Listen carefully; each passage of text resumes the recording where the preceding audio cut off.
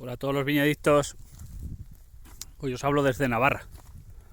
Una viña espectacular de Garnacha, de Proyecto Zorzal.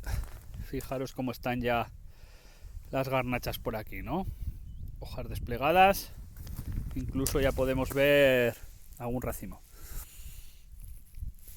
Estamos a... Uy, ¿qué día es? 8 de abril de 2020. Entonces, ¿por qué empiezo así? Porque al final, el 8 de abril, tener pámpanos así es exageradamente pronto. Lo venimos diciendo. Y pese a que la semana pasada tuvimos incluso nieves aquí, nevó y los pámpanos se quedaron completamente cubiertos de nieve, esto no hizo daño. Y esto no ha parado el desarrollo vegetativo. Sí que lo ha podido parar ese día o los días siguientes que hizo algo de frío. Pero bueno, al final, más humedad para el suelo. Tenemos el suelo que está harto de agua. Si las viñas están bien cultivadas, pues enseguida en que empiecen a desplegar las hojas, empezarán a evapotranspirar. Ahora la viña está brotando con sus reservas, esto lo voy comentando muchas veces, que ahora el agua que caiga o que no caiga es intrascendente para la brotación, pero sí la temperatura. La temperatura es fundamental para la velocidad de brotación. Entonces hemos tenido temperaturas muy altas en febrero, en marzo también. Entonces hemos acumulado una integral térmica importante y estamos con brotaciones pues que serían normales 15 días más tarde, ¿no? Más o menos. Incluso 3 semanas. Ahora sí que en cuanto empiecen a desplegar las hojas y la planta empiece a evapotranspirar, entonces nos encontraremos con que la velocidad aún será mayor porque va a tener mucha disponibilidad de agua. Esto me recuerda en fenología al año 17, que luego tuvimos una helada bastante importante con pámpanos que estaban prácticamente de palmo. Y claro, el riesgo es mayor si la brotación es mucho más temprana que si tuviera yemas hinchadas nada más. Pero sí que es verdad que si los pámpanos son ya muy altos y viene una helada tardía, igual solo afecta a la punta, al ápice, y no afecta al fruto. Pero bueno, eso lo veremos, esperemos que no suceda y que no lo tengamos que contar. Lo que también quería comentaros es que, dado el adelanto fenológico y las precipitaciones que estamos teniendo, que tampoco es que sean una barbaridad, pero que están siendo muy buenas, quizás nos pueda recordar en cuanto a precipitaciones al 2018, un año bastante lluvioso. Y sobre todo las precipitaciones han sido tempranas. Ha sido en invierno, en el mes de febrero ha sido, incluso enero en algunas zonas ha sido lluvioso, con temperaturas suaves. Esto hace que a nivel patógenos, a nivel hongo, sobre todo mildiu, tengamos más riesgo que cualquier otro año. ¿Por qué? Porque los reservorios del hongo en el suelo, las formas del hongo que pasan el estado invernante, no van a tener la misma capacidad infecciosa si en el suelo ha habido humedad y temperaturas suaves y demás, que si el invierno ha sido muy seco. Que muchas veces, por mucho que llueva en primavera, sobre todo estoy hablando de las mesetas castellanas, el Valle del Ebro, luego después de lluvias tenemos tiempos secos, o sea, no tenemos una persistencia de la humedad más allá de la precipitación, ¿no? Entonces normalmente no se pueden cumplir los ciclos de mildiu, o se cumplen en teoría en los modelos, pero luego aquí por ejemplo empieza el cierzo y por mucho que hayamos tenido 40 litros, que si luego tenemos cierzo es como si tratásemos. La capacidad de desarrollo del hongo prácticamente se reduce pues a zonas de la vega del río, parcelas que igual están muy tapadas. Imaginaos ese monte de ahí que nos tapa el cierzo, pues las viñas que estén al abrigo del cierzo, etcétera, etcétera. Pero este año, claro, las condiciones podemos prever que pueden ser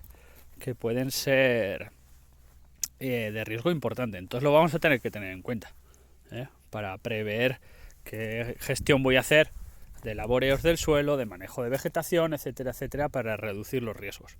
Vale, ya sabéis que mildiu pues pasa un poco como las heladas. Si yo labro el día de antes o los días en los que el riesgo es máximo, pues voy a incrementar la capacidad de este para infectar, porque estoy sacando espora del suelo con la humedad y aparte poniendo humedad en las cepas que le estoy, digamos, dando alimento, ¿no? Por otro lado, aparte del riesgo de enfermedades, que luego habrá que seguir los modelos y dicho esto, lo mismo que las heladas. Igual luego no tenemos problemas, porque el riesgo se producirá cuando esto tenga 10 centímetros, de aquí a 2 semanas más o menos, ¿vale? Y luego de aquí a 2 semanas pues tenemos un periodo seco y la floración la pasamos en condiciones buenas. Pero las condiciones de partida son mejores que otros años, ¿no? Entonces lo tengo que tener en cuenta. Más consideraciones que tengo que tener en cuenta este año. Lo que he dicho de lo temprano que viene la añada, pues también es importante a la hora de prever que las vendimias también van a ser tempranas, incluso por encima de lo que fueron 17. Entonces podemos estar hablando que en zonas extratempranas tengamos vendimias en el mes de julio, ¿no? Y en zonas medias incluso en agosto. Y esto tendrá unas consecuencias, y es que los desajustes entre alcohol y maduración fenólica pues van a ser mayores que en otro momento. Fijaros lo que os decía, lo de los racimos, ya se ven en esta cepa, que está un poquito más adelantada. Veis ahí los 2 racimos, que es lo típico de garnacha, ¿no? Que cada brote haga 2 racimos. Supongo que como la planta ha tenido humedad este año, prácticamente todos los pámpanos que estoy viendo tienen 2 racimos. El potencial productivo va a ser importante. Otro aspecto que también tendremos que tener en cuenta. Luego esto se puede tener un corrimiento, que la garnacha es típico, si luego viene una floración fría y con lluvias, y luego no tener cosecha. Pero el potencial, así como el año pasado ya veíamos que muchos brotes, muchos pámpanos venían con una uva o con ninguna, pues este año ya se puede intuir y lo podemos contar dentro de unos días. Podemos ya tener un conteo de racimos y saber potencialmente cómo estamos con respecto a otros años, ¿no? Estamos en un 30, un 40% más, etcétera, etcétera. Retomando lo de la vendimia, pues pasa un poco parecido. Vamos a intuimos, pero luego esto se puede helar y retrasar otra vez todo y tener un desastre de campaña en producción y luego ser muy tardía, ¿no? Porque los brotes se han helado y tiene que volver a romper la planta y yemas que están dormidas, y esto puede suponer un retraso importante.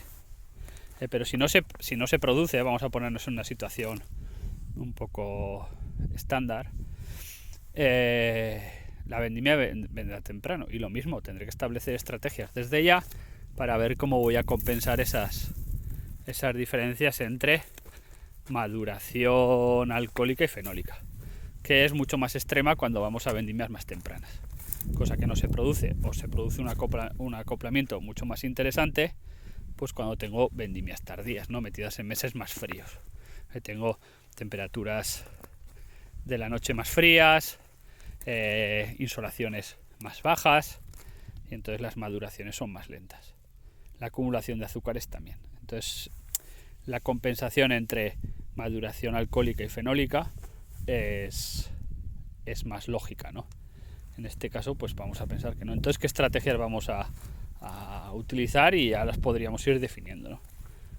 Y esto ha pasado en el hemisferio sur con una vendimia muy seca y muy cálida, entonces tenemos que preverlo. Bueno, son reflexiones que hago ahora, no es para poder decir luego no dije que no os avisé, sino para que tengáis en cuenta cómo el control de los adelantos y la fenología y los controles productivos tempranos, etcétera, etcétera, nos permiten prever cómo se va a producir el año y en consecuencia tomar medidas, ¿no? Tomar medidas, pues aquí voy a hacer deshojes, o voy a hacer aclarerios de producción, o voy a hacer tratamientos específicos que me ayuden a solapar maduraciones fenólicas y alcohólicas, etcétera, etcétera, etcétera, ¿no? Si estoy en riego, pues cómo voy a manejar este riego para intentar alargar el ciclo productivo, que siempre tengo margen de modificar, ¿vale? Bueno, un cordial saludo, seguiremos hablando estos días. Espero que estéis todos bien, Eso es lo primero. Un abrazo, adiós.